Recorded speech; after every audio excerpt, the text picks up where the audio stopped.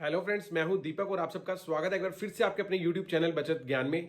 तो दोस्तों, आज की इस वीडियो में बेसिकली हम बात करने वाले हैं उन मिस्टेक्स के बारे में जो एक इन्वेस्टर्स कर बैठते हैं जब वो अपनी इन्वेस्टमेंट की जर्नी स्टार्ट करते हैं। तो दोस्तों, उन सारी मिस्टेक्स को हम इस वीडियो में डिटेल्स में जानेंगे, उसको प्रॉपर एनालाइज करेंगे कि इसको अगर हम ना करें तो हम ना केवल अपनी जो इन्वेस्टमेंट की जर्नी है वो राइट पाथ पर स्टार्ट कर सकते हैं और डेफिनेटली लॉन्ग टर्म में एक अच्छी रिटर्न्स भी पा सकते हैं। तो दोस्तों, आप सबसे एक हम्बल रिक्वेस्ट है, वीडियो शुरू करने से पहले अगर आपने अभी तक मेरा चैनल सब्सक्राइब नहीं किया है तो प्लीज चैनल को सब्सक्राइब कर लीजिए और प्लीज बेल आइकन को जरूर प्रेस कर लीजिएगा सो दैट कोई भी मेरा नया वीडियो आता है उसका नोटिफिकेशन सबसे पहले आप लोगों तक पहुंचता रहे।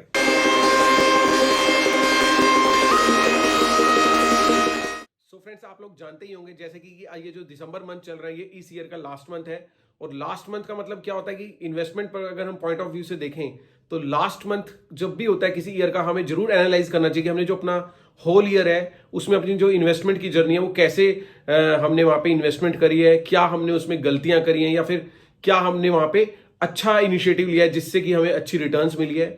लेकिन यहाँ पे मैं एक ब्रीफ वे में आपको बताना चाहता हूँ, जो हम अपनी इन्वेस्टमेंट करते हैं वो हम नॉट ओनली मॉनेटरी टर्म्स में करते हैं, हमें जरूर लास्ट मंथ ये चीज एनालाइज जरूर करनी चाहिए कि इस साल जो हमने अपनी इन्वेस्टमेंट करी, अगर वो हम सपोज करें हमने टाइम की देखें तो हमने कहाँ अपना टाइम इन्वेस्ट किया, क्या वो फ्रूटफुल था या नहीं था।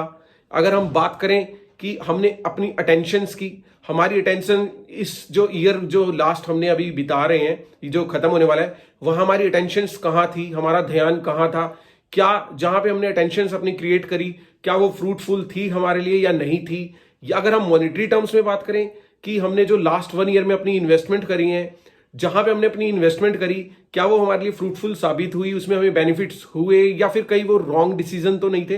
तो ये सारी चीजें हमें जरूर एनालाइज करनी चाहिए लास्ट मंथ के पॉइंट ऑफ व्यू से अगर हम देखें तो दोस्तों देर ना करते अपने हम मॉनेटरी टर्म्स पे इस वीडियो में बात करनी है तो हम मॉनेटरी टर्म्स को यहाँ पे एनालाइज करेंगे। तो दोस्तों, सबसे पहला पॉइंट यहाँ पे जो हम डिस्कस करने वाले हैं कि जब हम अपनी इन्वेस्टमेंट करते हैं तो हमारे को पेशेंस रखना चाहिए। मतलब कि लोग यहाँ पे पेशेंस नहीं रखते हैं, डेट्स वाई क्या होता है कि उनको लॉस बियर करना। सो फ्रेंड्स, जो पहली मिस्टेक्स है जिसको कि हमने आज यहाँ पे डिस्कस करने वाले हैं वो है कि नॉट बीइंग पेशेंस।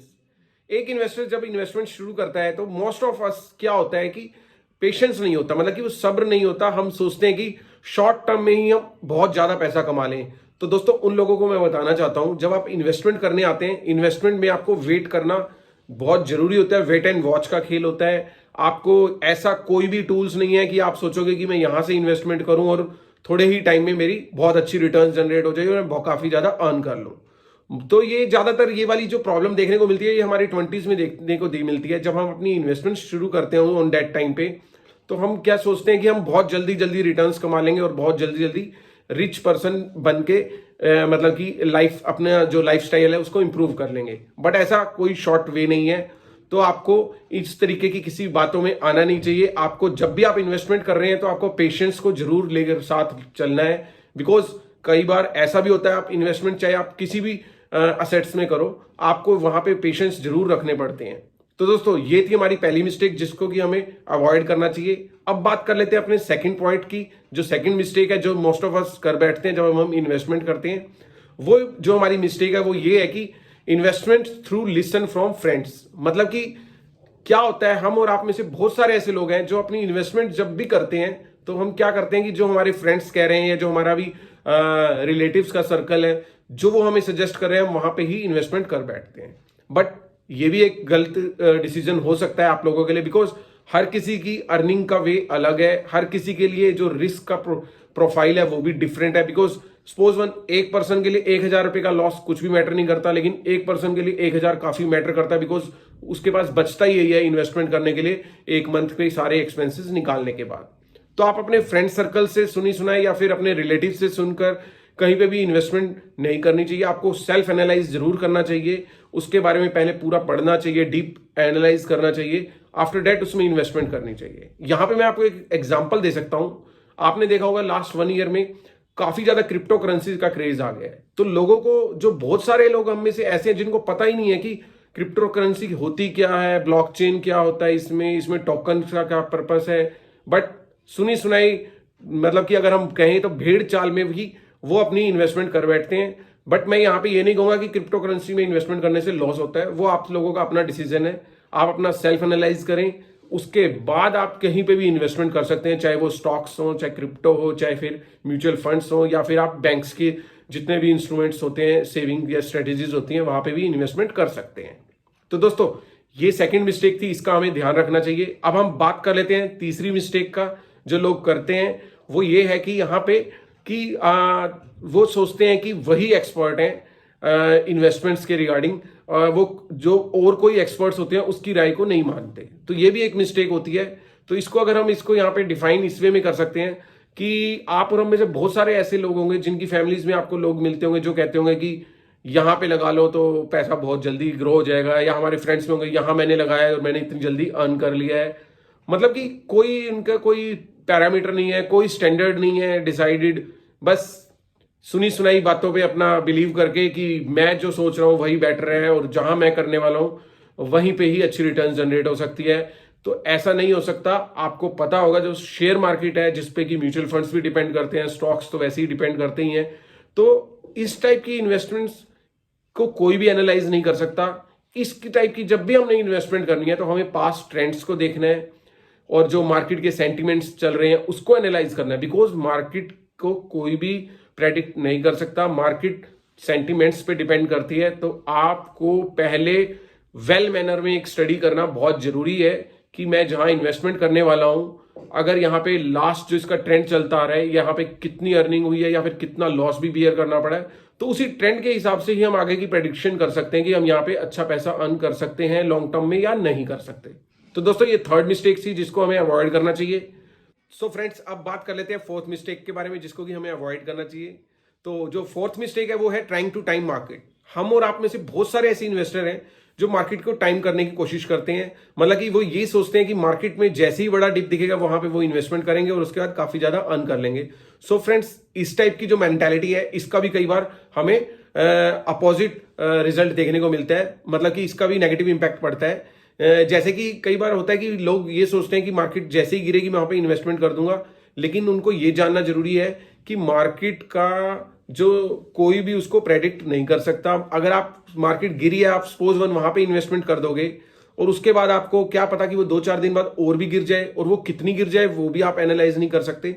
तो फ्रेंड्स यहां पे आपको ये वाली पॉलिसी अपनानी चाहिए, अगर मार्केट गिरती है तो अगर आपने इन्वेस्टमेंट करने के बारे में सोचा हुआ है तो आप वहां पे उसका कुछ परसेंटेज वहां पे इन्वेस्टमेंट कर सकते हैं। उसके बाद कुछ आपको होल्ड जरूर करना चाहिए सो दैट कोई अगर मार्केट और गिरती है तो आप उस टाइम के दौरान वहां पे इन्वेस्टमेंट कर सकते हैं। तो फ्रेंड्स मार्केट को टाइम करने की बजाय आप अगर एसआईपी के थ्रू इन्वेस्टमेंट करेंगे तो आप वहां से अच्छा रिटर्न्स ले सकते हैं, बिकॉज एसआईपी में क्या होता है जो एवरेजिंग है वो आपको मिल जाती है। आप कभी आपको जो आपकी जो इन्वेस्टमेंट अमाउंट है वो आप हर मंथली वहां पे कर रहे होते हैं, किसी मंथ आपको वो हाई रेट्स पे एनएवी मिल रही होती है या फिर कई बार आपको वो सस्ते रेट पे एनएवी मिल रही होती है। मतलब कि अगर हम लॉन्ग टेन्योर पे देखें तो एसआईपी आपको पूरा एवरेज आउट कर देती है और काफी अच्छा वहां पे रिटर्न निकाल के देती है। सो फ्रेंड्स अब बात कर लेते हैं फिफ्थ मिस्टेक के बारे में जिसको कि हमें अवॉइड करना चाहिए। तो जो हमारी फिफ्थ मिस्टेक है वो ये है कि नॉट अंडरस्टैंडिंग अबाउट कंपाउंडिंग। मतलब कि हम जो कंपाउंडिंग का खेल होता है जो कि स्टॉक मार्केट में भी होता है, म्यूचुअल फंड्स ले लो या फिर जो ये कंपाउंडिंग होती है उसको हम अच्छी तरीके से जानते नहीं है और हम सोचते हैं कि शॉर्ट टर्म पे ही काफी ज्यादा अर्न कर लेंगे। तो फ्रेंड्स मैं आपको यहां बता दूं जो कंपाउंडिंग है वो ग्रो करती है with the base of time. मतलब कि आप जैसे आपने कुछ अभी इन्वेस्टमेंट कर रहे हैं तो उसके बाद जो उस पर रिटर्न्स आ रही हैं वो उसमें एड ऑन हो रही हैं, उसके बाद वो धीरे धीरे ग्रो हो रहा है। बट जैसे जैसे टाइम बीतेगा आपका कॉर्पस बड़ा हो जाएगा। तो कंपाउंडिंग अगर हम देखेंगे कि 10% अगर सपोज वन हम एग्जांपल लेते हैं कि 10% की हमें ग्रोथ मिल रही है हमारे इन्वेस्ट किए हुए 1 लाख पे, तो सपोज वन अगर जब आपका वो टाइम पैसेज ऑफ टाइम के साथ जैसे ही आपका जो वो कॉर्पस होगा अगर वो 1 लाख की बजाय 10 लाख हो गया होगा सपोज वन या 2 लाख हो गया होगा, तो जो आपको जो रिटर्न मिल रही होगी 10% सपोज वन, तो वो 2 लाख के अकॉर्डिंग हो जाएगी तो वो बहुत ज्यादा हो जाएगी। अगर हम 1 लाख के अकॉर्डिंग ले रहे हैं तो वो उससे थोड़ी कम है। तो यहां पे ये देखने वाली बात है कि कंपाउंडिंग है वो पैसेज ऑफ टाइम काफी बढ़ जाती है, बिकॉज आपका कॉर्पस बढ़ जाता है तो उसको ऊपर जो रिटर्न्स मिल रही होती है वो भी काफी ज्यादा बढ़ जाती है। तो फ्रेंड्स यहां पे हमें कंपाउंडिंग को ये नहीं सोचना चाहिए कि शॉर्ट टर्म पे हम अच्छा पैसा अर्न कर लेंगे। तो फ्रेंड्स अब बात कर लेते हैं सिक्स्थ मिस्टेक के बारे में जिसको कि हमें अवॉइड करना चाहिए। हमारी सिक्स्थ मिस्टेक है इग्नोरिंग बीटा एंड अल्फा। तो आपको मैं पहले बता दूं बहुत सारे ऐसे लोगों को जिनको बीटा अल्फा की नॉलेज नहीं होगी, उनको मैं थोड़ा सा क्लैरिफाई कर दूं। बीटा और जो अल्फा है यहाँ पे ये एक पैरामीटर्स हैं जिससे कि हम एनालाइज कर सकते हैं कि जिस भी असेट में हम इन्वेस्टमेंट कर रहे हैं वहां से हमें रिटर्न्स कैसी मिलेंगी। तो आपको मैं बता दूं, जो अल्फा है वो हमें ग्रेट रिटर्न्स बताता है और बीटा हमें बताता है कि इसमें रिस्क कितना है। तो ये दोनों चीजें हैं, ये एक दूसरे से कॉरिलेटेड है। अगर हम बहुत ही अच्छी रिटर्न पाना चाहते हैं तो डेफिनेटली बात है वहां पे रिस्क भी ज्यादा होगा। तो आपको कभी भी आप इन्वेस्टमेंट कर रहे हैं तो आपको अल्फा बीटा को जरूर देख लेना चाहिए वहां पे कि उस पर्टिकुलर स्टॉक का या फिर उस म्यूचुअल फंड हाउस का क्या अल्फा बीटा है, कि उसके बाद ही आपको वहां पे इन्वेस्टमेंट करनी चाहिए। तो फ्रेंड्स अब बात कर लेते हैं सेवंथ मिस्टेक के बारे में जिसको कि हमें अवॉइड करना चाहिए। जो हमारी सेवंथ मिस्टेक है वो है इग्नोरिंग टैक्स। तो फ्रेंड्स अगर हम किसी भी असेट्स में अपना इन्वेस्टमेंट कर रहे हैं तो फर्स्ट ऑफ ऑल उससे जो हमें रिटर्न्स जनरेट होनी है हमें उसकी टैक्सेबिलिटी के बारे में जरूर जान लेना चाहिए। बिकॉज टैक्सेबिलिटी की अगर हमें नॉलेज नहीं होगी तो हमें पता ही नहीं होगा कि इससे जनरेट जितनी भी हमें रिटर्न्स जनरेट होंगी वो कितनी टैक्सेबल होगी, क्योंकि इसकी टैक्सेबिलिटी की नॉलेज होना बहुत जरूरी है। बिकॉज आप साइड बाय अपनी इन्वेस्टमेंट करते हैं, आप साइड बाय अपना कोई ना कोई बिजनेस कर रहे होते हैं या जॉब कर रहे होते हैं, तो वो आपकी जो रिटर्न्स है वो आपकी इनकम में काउंट होती हैं, उसके बाद वो टैक्सेबल होती हैं। तो आपको इसकी टैक्सेबिलिटी की भी अच्छी नॉलेज होनी चाहिए अगर आप किसी पर्टिकुलर असेट में इन्वेस्टमेंट कर रहे हैं। तो फ्रेंड्स अब बात कर लेते हैं एट्थ मिस्टेक के बारे में जिसको कि एक इन्वेस्टर को अवॉइड करना चाहिए। वो हमारी जो एट्थ मिस्टेक है वो है इग्नोरिंग द इन्फ्लेशन। मतलब कि हम जब किसी भी एसेट में इन्वेस्टमेंट करते हैं तो हम उस टाइम पे उसके इन्फ्लेशन के उसके जो रिटर्न्स उससे जनरेट होनी और इन्फ्लेशन है जो इस टाइम मार्केट में प्रिवेलिंग, इन दोनों को एक एनालाइज करना भूल जाते हैं। सपोज वन हम यहाँ पे एक एग्जांपल लेंगे बैंक की एफडी का। सपोज वन आज मेरे पास 1 लाख रुपए हैं, मैंने एफडी आज का जो प्रिवेलिंग जो रेट्स चल रहे हैं वो 4 to 5% के हैं। मैंने 1 लाख रुपए वहां पे इन्वेस्टमेंट किया है बैंक में एफडी के तौर पे और मेरे को 1 लाख पे रिटर्न्स में मिल चुका है कि आफ्टर 1 ईयर मेरे को 1 लाख का 1,04,000 पे मिल जाएगा। तो फ्रेंड्स अगर मैं उस 1 लाख को वहां पे इन्वेस्टमेंट ना कर सपोज वन मैं उससे कोई चीज परचेज करूं जो कि मार्केट में आज 1 लाख रुपए की है और मार्केट में जो इन्फ्लेशन का रेट चल रहा है वो 5% चल रहा है। अगर मैं 1 लाख रुपए को इन्वेस्टमेंट कर देता हूं और 1 साल बाद वो मेरे को 1,04,000 रुपए बन के मिल जाते हैं, लेकिन मैं उसी चीज को 1 साल बाद जब परचेज करूंगा तो उसका 5% की रेट से 1,05,000 रुपए की वो चीज होगी। मतलब कि मैंने तो कहीं ना कहीं मेरा पैसा कम ही हुआ है। बिकॉज जो 1 लाख रुपए की चीज मैं 1 साल पहले ले लेता वो 5% की इन्फ्लेशन के कारण आज 1,05,000 की है और मैंने वो चीज वहां पे उस टाइम पे नहीं परचेज करी और मैंने उसको इन्वेस्टमेंट किया और वो इन्वेस्टमेंट करने के बाद मेरा 1,04,000 रुपए बना। तो सपोज आप समझ ही गए होंगे कि इन्फ्लेशन को एनालाइज करना कितना जरूरी है अगर आप इन्वेस्टमेंट करने जा रहे हैं। तो ये हर चीज पे इंप्लीमेंट होती है। सपोज वन अगर हम म्यूचुअल फंड्स में इन्वेस्टमेंट कर रहे हैं या एफडीज में कर रहे हैं, स्टॉक्स में कर रहे हैं, तो आपको इन्फ्लेशन रेट्स को भी ऑलवेज एनालाइज कर लेना चाहिए। तो फ्रेंड्स अब बात कर लेते हैं 9th मिस्टेक के बारे में जिसको कि हमने यहाँ पे अवॉइड करना है अगर किसी इन्वेस्टर को अपनी इन्वेस्टमेंट की जर्नी स्टार्ट कर रहा है। सो फ्रेंड्स हमारी जो 9th मिस्टेक है जिसको हमने अवॉइड करना है वो है कि नॉट सेटिंग फाइनेंशियल गोल। मतलब कि बहुत सारे इन्वेस्टर हैं जो इन्वेस्टमेंट तो करते हैं लेकिन उनका कोई फाइनेंशियल गोल ही नहीं होता। तो आपको एक ऑब्जेक्टिव बनाना बहुत जरूरी है। सपोज वन मैं इन्वेस्टमेंट कर रहा हूं तो मैंने अपने जो मेरे बच्चे हैं उनकी मैरिज पर्पस के लिए कर रहा हूं, उनकी हायर एजुकेशन के लिए कर रहा हूं, या फिर मैंने फ्यूचर में अपना एक होम बाय करना है या कार बाय करनी है उसके लिए इन्वेस्टमेंट कर रहा हूं। मतलब कि कोई ऑब्जेक्टिव बना के आपको इन्वेस्टमेंट करनी है।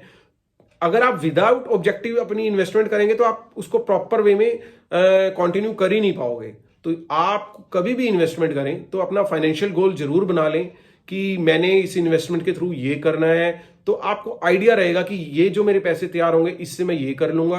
बिकॉज आपको पता है जो लाइफ है अनसर्टेन है, हम नहीं जानते कब क्या हो जाए। बिकॉज क्या होता है कि इंसान सोचता बहुत है, प्लानिंग्स बहुत बनाता है, बट होता वो है जो भगवान ने सोचा होता है। लेकिन इंसान को एफर्ट्स करने पड़ते हैं। तो आप जब अपनी इन्वेस्टमेंट कर रहे हो तो प्लीज उसके ऑब्जेक्टिव्स जरूर बनाएं, लाइफ में फाइनेंशियल गोल्स जरूर बनाएं, उसी के अकॉर्डिंग ही अपनी इन्वेस्टमेंट करें, तभी आप एक कंटिन्यू मैनर्स में वहां पे इन्वेस्टमेंट कर पाएंगे। तो फ्रेंड्स ये थी हमारी 9th मिस्टेक। अब बात कर रहे हैं लास्ट मिस्टेक के बारे में जो कि एक इन्वेस्टर जब इन्वेस्टमेंट करता है तो उसको अवॉइड जरूर करनी चाहिए। वो ये है कि trying to take more loans. मतलब कि हमें ज्यादा लोन्स लेने की जरूरत नहीं है, हमें लोन्स को अवॉइड करना चाहिए। बिकॉज जो हमारे लोन्स होते हैं वो हमारी लाइबिलिटी होती है। वो ये चीज नहीं देखती कि आपकी जो बिजनेस है उसमें मंदा आ गया है या आपकी जो सैलरीज हैं वो रुक गई, आपकी जॉब लेफ्ट हो गई है। तो आप ज्यादा लोन ले लोगे तो आपकी लाइबिलिटीज बढ़ जाएंगी और आपका जो साइड वाला जो इन्वेस्टमेंट वाला पोर्शन है वो काफी नीचे आ जाएगा। बिकॉज अगर आपकी लायबिलिटी होंगी तो हमारी जो प्रायोरिटी होती है ऑलवेज लायबिलिटी को पहले खत्म करने की होती है। तो आप कोशिश करिए, होम लोन्स हो गया, ये होम लोन्स तक तो ठीक है, बट अगर आप कार लोन प्रेफर कर रहे हैं या एनी अदर पर्सनल लोन, इस टाइप के लोन्स की तरफ भागते हैं, तो आप कोशिश करिए इनको अवॉइड करिए, बिकॉज ज्यादा लोन आपकी लायबिलिटी को बढ़ा देंगे और वो कहीं ना कहीं जो आपका इन्वेस्टमेंट वाला पोर्शन है वो बिल्कुल जीरो हो जाएगा। तो आपको इस मिस्टेक का भी ध्यान रखना है, इसको अवॉइड करना है। हमें कभी भी इन्वेस्टमेंट कर रहे हैं तो हमें इस चीज को ध्यान रखें कि हमने लोन्स को भी कम से कम करना है, बिकॉज लोन्स हमारी लायबिलिटी होती हैं। सो फ्रेंड्स, ये था आज का वीडियो। होप सो आपको ये वीडियो अच्छा लगा होगा। अगर आपको अच्छा लगे तो प्लीज वीडियो को लाइक एंड शेयर करना मत भूलिएगा। और फ्रेंड्स, अगर आपने अभी तक मेरा चैनल सब्सक्राइब नहीं किया तो प्लीज चैनल को सब्सक्राइब कर लीजिए, सो दैट कोई भी नया वीडियो आता है तो उसका नोटिफिकेशन सबसे पहले आप लोगों तक पहुंचता रहे। Till the time, stay invested and stay healthy.